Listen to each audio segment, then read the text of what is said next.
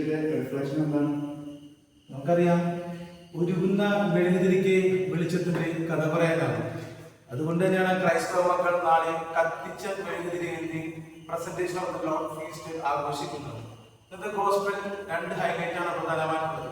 മറ്റൊന്നുമല്ല, ഒന്നാമതായിട്ട് സമ്പൂർണമായ സമർപ്പണത്തിന്റെ മാതൃക, രണ്ടാമതായിട്ട് കണ്ടുമുട്ടലിന്റെ ആനന്ദം.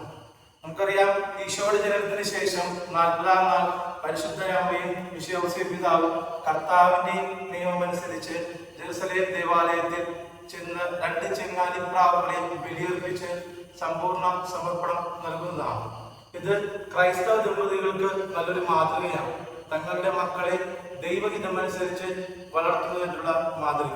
രണ്ടാമതായി, മഹാനായ ശിമയോൻ ഈശോയെ കാണുമ്പോൾ നന്ദി പറഞ്ഞുകൊണ്ട് ദൈവത്തെ സ്തുതിക്കുന്നതാണ്. സമാധാനത്തിൽ ഈ ദാസനെ വിട്ടയച്ചാൽ, എന്തെന്നാൽ സകല ജനത്തിനുമുള്ളൊരു സദ്വാർത്ത എന്റെ കണ്ണ് കണ്ടു കഴിഞ്ഞു. അതേസമയം തന്നെ പ്രവാചകിയായ അന്ന ദൈവത്തെ സ്തുതിക്കുന്നതായി നമുക്ക് കാണാൻ സാധിക്കും.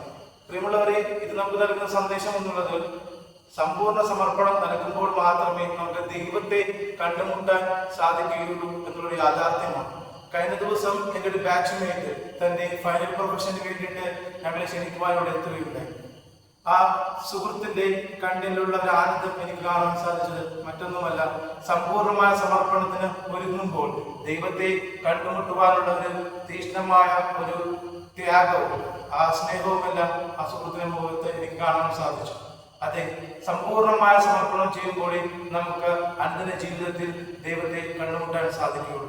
ഇന്ന് ഈ ഫീസ്റ്റ് ആഘോഷിക്കുമ്പോൾ നമുക്ക് നമ്മെ തന്നെ പൂർണ്ണമായി ദൈവകാര്യങ്ങൾ സമർപ്പിച്ചുകൊണ്ട് നമ്മുടെ ക്രൈസ്തവ ജീവിതം ആഘോഷമാക്കി തീർക്കാം. ദൈവം നമ്മെ സഹായിക്കട്ടെ.